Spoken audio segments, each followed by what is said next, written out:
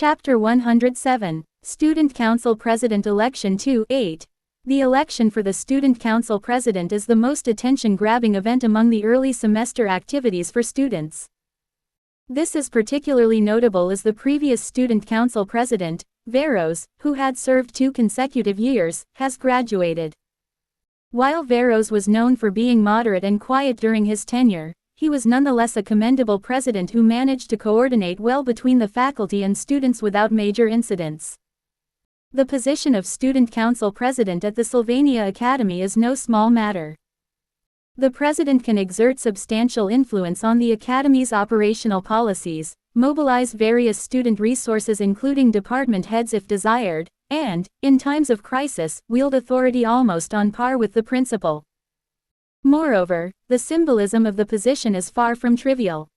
Students who have served as president at Sylvania often find themselves subsequently handpicked for influential roles in various magical towers, royal court positions, and administrative jobs in many cities, just by the virtue of having that experience. For those with decent lineage, it could even serve as a stepping stone into the political scene centered around the imperial capital. Thus, it's a coveted position that many ambitious students dream of attaining at least once. From in front of the Oval Hall to the entrance of the Student Square, the wide open space was already packed with numerous students. The crowd was so enormous that the Academy had to deploy safety officers. The podium on the first floor of Oval Hall was large, but it remained uncertain if the voice of the speaker would reach the back of the gathered crowd, despite the use of amplification magic, which wasn't foolproof. And that concludes my speech. Quote, "Wow, there were a total of 4 candidates for the Student Council President. Among them, the 2 receiving the most attention were Lortel and Tanya. The heir to the Roththaler family who announced his candidacy with the support of Princess Fenia, and the acting head of the Elt Commerce Association, which practically dominated the economic rights of the student dormitories. The confrontation between the 2 candidates was keenly observed by both the students and the Academy staff, and now the results were becoming somewhat more predictable. Our next Student Council President, Lortel. If he can lead a trade company at his age, he'll surely do well as Student Council President. There's no one better suited for president than Lortel Cahelm. You can feel the sincerity in his platform. Why would the representative of Elt Commerce even want to be Student Council President if not for a clear purpose? He's got my full support. The next president will be Lortel." As Lortel finished his speech and stepped down from the podium, a thunderous cheer poured out. Lortel, still exuding his presence while waving his hand on his way down, had completed his turn at the podium gracefully despite the elaborate dress decked with laces. Lortel had no desire to become the Student Council President. Only a few employees of Elt Commerce were privy to this fact. Nonetheless, looking at Lortel now, smiling amidst the cheering crowd and exiting the stage, it seemed utterly unremarkable for him to be elected as president. Having lived his entire life as a merchant, it is highly unlikely that Lortel would put aside his duties at Elt Commerce to focus on the role of Student Council President. Yet, to anyone looking, he seemed to be giving his all to become president, receiving the most overwhelming response from the public. Having proven his abilities over an extended period as the de facto ruler of Elt Commerce, his manifesto seemed to hit all the right notes, as if scratching an itch for the public. Not to mention, he has managed to garner considerable support among the students through political funding facilitated by the Academy staff. The higher one rises, the more people watch when they fall. Quote, Lortel continued to wave cheerfully, offering a sly smile to the eyes watching him. Just as his past was illustrious, so too were his enemies numerous. Dealing with the public always means not being surrounded solely by allies. Especially for those factions harboring resentment against Lortel, likely resentful trade partners who had been forced to reluctantly nod along with various demands pushed by Elt Commerce. One recent example was the incident with Laplace Bakery, which almost ceased receiving supplies due to a problem with an unscrupulous owner who attempted to secure priority supplies through excessive orders. It was not a pleasant experience. To sum it up, Elt Commerce had leveraged its position in charge of the dormitory marketplace to bully its trade partners with almost brazen impunity, for the most part under seemingly legitimate pretenses. However, to those on the receiving end, the legitimacy of those actions mattered little. While they may all harbor resentment toward Lortel, the growing influence makes it difficult for them to voice their displeasure openly. Lortel was someone who could even turn that animosity to his advantage. By now, all the material should have been circulated. Quote, having fully descended from the podium, Lortel removed one piece of jewelry after another, adorned on his body. The blue rose-shaped hairpins, earrings with dark red beads, and the dangling laces. With each piece of pretense removed, he felt a return to his mercantile origins.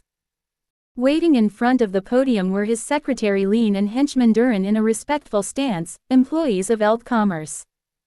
Handing over the removed jewelry haphazardly, Lortel let down his hair and entered the first floor of Obel Hall. Caddick and Knox. They've escaped as planned. Quote, good. What about the documents we circulated to our trade partners? They've taken the bait. It will probably be exposed during the election period. Quote, a brief exchange with his secretaries. After receiving all the necessary reports, Lortel once again looked out towards the square from the entrance of Obel Hall. Although the immense crowd was chanting his name in unison, Lortel's expression had cooled. She was well aware. Public support is like the sea, it comes in waves, crashing in like a high tide, only to recede as if it had never been there at all. The documentation that Elt Commerce had distributed to the trade partners in the dormitory implicated Lortel in embezzlement of company funds, a fabrication by Lortel himself. Since Lortel considered himself and Elt Commerce as one, he had no reason to embezzle funds from the company. The important thing was merely needing an imperfection to bring himself down. Those trade partners, holding grudges against Lortel, would not forego such an excellent opportunity. To tarnish the capable and moral image that Lortel had built, they would reveal the embezzlement and its immorality to the world. As long as the whistleblowers' anonymity remained somewhat protected, there would be no shortage of trade partners aiming to stab Lortel in the back. An embezzlement scandal would be devastating for the image of Student Council President, a position expected to maintain integrity. It would become the catalyst for the beloved Lortel's abrupt downfall. Then, all the spotlight would shift to the other candidate, Tanya, standing opposite Lortel. The contrast effect would be dramatic. There's a peculiar catharsis in the downfall of the righteous. It is during the moment when someone seemingly commanding the world falls meaninglessly that the attention of all converges. Should that moment be seized to showcase Tanya's steadfastness, Lortel would willingly turn the public against him. Because it could prove profitable. Acting head Lortel. Are you certain this is the plan you wish to pursue? Lean, the secretary, suddenly asked, a question that overstepped her boundaries. Lortel had lived a life playing the role of the villain. He wasn't one to hesitate in embracing that character. Sure, infamy and disgrace might follow him, but to Lortel, they were as much a part of him as any limb. Lortel was not one to bask in the limelight on stage. He is often the one standing behind the curtain. That's why it's crucial to carefully choose who will stand on that stage. Oh. Quote, there were 4 candidates in this student council president election. However, the 2 candidates who went ahead of Lortel were seen as inconsequential due to their weak influence and interest. However, the next person due to take the podium after Lortel was someone who had caught the public eye. You seem nervous, Tanya. Quote, Tanya, who was about to follow Lortel to the podium, stood before him with her lips pressed tightly together, her hands clutching the hem of her skirt shaking slightly. Passing by Lortel, she had to ascend the podium and declare her candidacy. In a place where everyone was chanting Lortel's name, she had to persuade the audience while carrying the weight of suspicion under the allegation of incitement to murder. It was an ordeal close to torture, and Tanya alone had to withstand it. Tanya's following words caught Lortel slightly by surprise. I did not kill Ed Oraboni. Quote, with a resolve that seemed unshakable, she looked straight into Lortel's eyes as she spoke. Almost 2 weeks had passed since Ed had retreated into seclusion. Tanya, having fled the royal residence of her own accord, challenged the investigating academy authorities, striving to prove her innocence, and at the same time, prepared for the student council presidential election, a relentless march. Physically and mentally exhausted, there was still a vigor in her resolute demeanor. The sight of Tanya trembling and shrinking before Lortel was now nowhere to be seen. She stood on equal footing, speaking only the truth as it was. After finishing her statement, Tanya walked past Lortel towards the podium.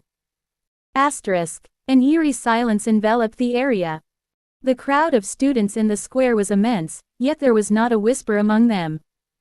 Up until a moment ago, the space was filled with the sound of cheers for Lortel, but now the scene was starkly contrasting. From the podium, one could survey the faces in the crowd. Wade, the first-year valedictorian, and Tyke, the senior class valedictorian, stood at the front, drawing the eyes of their fellow students.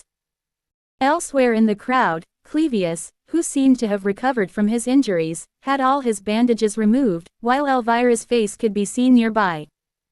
At the back, Sword Master Tiley was watching with his arms folded, accompanied by Aila, who had her head resting on his shoulder. And among them were Yenica, the master of flight magic, Anise, the lead teaching assistant, Claude, the alchemist of disaster, Joseph, the youngest researcher at the magic tower, Dorothy, the expert in reagent preparation, Adele, the romantic minstrel, and Triciana, the master of elemental magic. One after another, luminous talents of Sylvania filled the venue, as Tanya stood squarely in front of them and began to speak. Hello. I am Tanya Rothtaylor, and I stand before you as a candidate for this student council presidential election. Quote, even the less significant candidates who had taken the podium before Lortel were at least met with applause when they greeted the crowd. But the assembly stayed silent. Eventually, a smattering of applause broke out here and there, yet it faltered quickly, as the majority neither clapped nor made a move, snuffing out even those few traces of sound. Tanya looked up, took a deep breath, and then swallowed hard.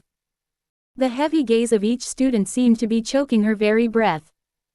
Not sheltered from direct mockery due to the grandeur of the Rothtaylor family, Tanya faced a chilling scene. Hundreds, if not thousands, of cold eyes seemed to ask her. Should a murderer really be running for student council president? Are you so hungry for power? This nightmarish scene could cause lifelong trauma depending on one's disposition.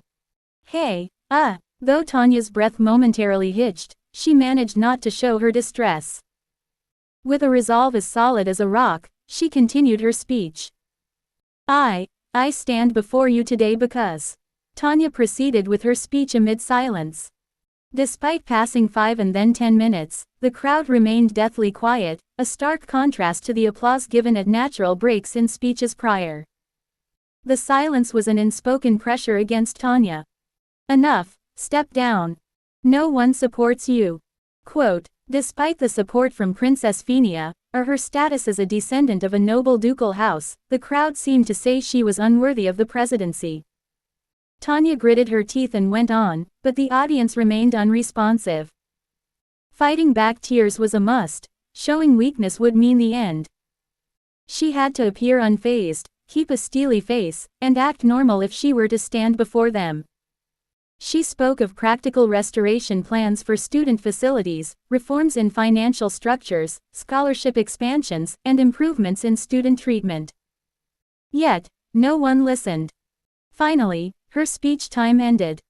Then, thank you for listening. Murderer. A voice rang out, cowardly hidden in the crowd, dropping like a drop of poison in food, subtle, yet potent. Tanya felt as if she was choking, but miraculously she shook her head in negation. Explain the murder conspiracy. Is the internal struggle of the Rothtaylor family to blame? If we go by the student paper, it's as if. Is running for president now really the proper conduct? I might give it a shot if I entered Sylvania under the Rothtaylor name. That's right. If elected, it's a jackpot. Still, no word on the allegations of murder conspiracy. Gradually, the whispers swelled. Some pretended to whisper, some talked softly, but even the slightest of these comments shook Tanya's resolve. Nausea hit her, forcing her to grasp the podium to keep from collapsing. She knew it was foolish to stand there, a base act in itself. But she didn't want to run anymore. All Tanya Rothtaylor had done since entering Sylvania was to be surprised, manipulated, and run away. Living a life always looking for an opportunity yet trembling when it finally came felt pitifully pathetic.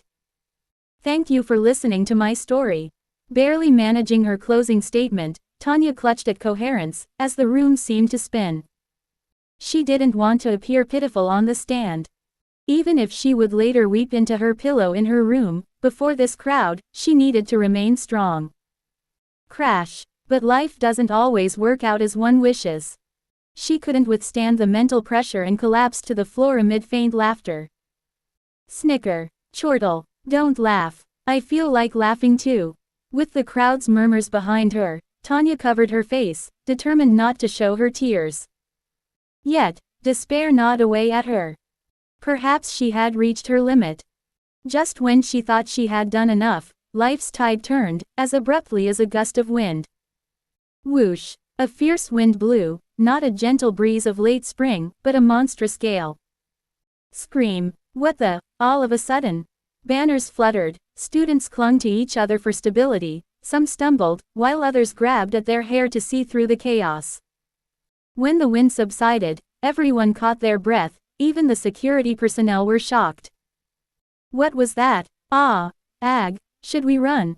A wolf, larger than the podium, suddenly appeared, a being manifested using the powers of Yenneke's resonation, as if it leapt through space. Howl! The wolf's howl resounded grandly. Upon its back sat a familiar face, Yenneke Feylover, and a robed boy. It's a high-ranking wind spirit. That's a high-ranking wind spirit. I've seen it during the elemental allocation exam. Some students recognized the wolf from when Ed summoned it at the top of Orin. He had brought it out, hoping for recognition. Tanya, too, had seen this spirit materialize. It was the same one her brother, Ed Rothtaylor, had controlled at the altar of substitution. The robed boy approached the podium, and looking up, Tanya could see the blonde boy's face beneath the cloak's shadow. She tried to speak, but no words came out as emotions clogged her throat. Seeing this surreal sight made her wonder if it was a hallucination, but... You've had a hard time because of me, Tanya. I'm really sorry about that. Quote, as Ed's voice filled her ears, she knew for certain. There's a lot to explain, but first, let's deal with the present situation.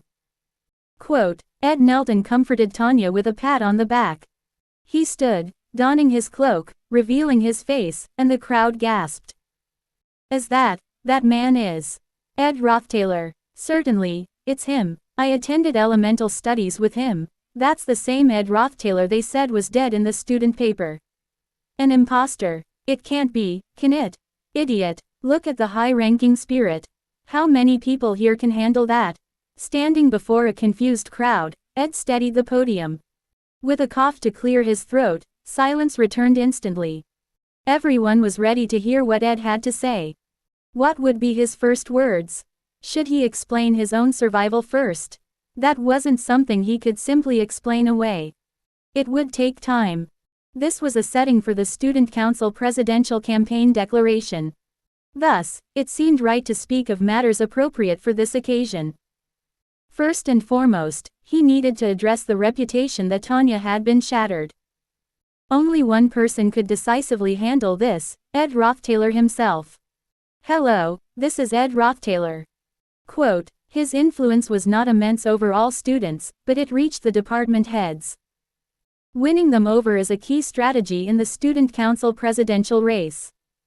I have not been murdered by Tanya Rothtaylor, and in fact, I support her more actively than anyone. Quote, the senior class head Lucy Mayrill and the third-year head Yenneke Feylover would follow his lead if persuaded. Furthermore, the second-year combat head Clevius acknowledged him internally, as did the vice head of the magic department, Zix, and the head of the alchemy department, Elvira, who respected his abilities. The first-year magic department head Joseph Wade also knew his merits, so the significance of Ed Rothtailor's support went without saying, even more so with the backing of Princess Phenia. Yet, for Tanya, it was more about support than political gain. Please understand Tanya's intentions. As her family, I am always here to cheer her on. Quote, from her place on the podium, Tanya swiped at her face repeatedly, watching Ed's back, her breath caught. Memories of climbing the estate's hills with Ed overlapped with this moment. Was it the recollection of that distant memory, leaning on him when out of breath? The memories that had whispered to Tanya through the hard times, that one day she would be rewarded for her struggles. Nights are darkest before dawn, Tanya had whispered to herself every night, believing there would be an end to the darkness in her life. If you want to have more videos like this, then like and subscribe to my channel, and have a nice day or evening or night. I will see you soon.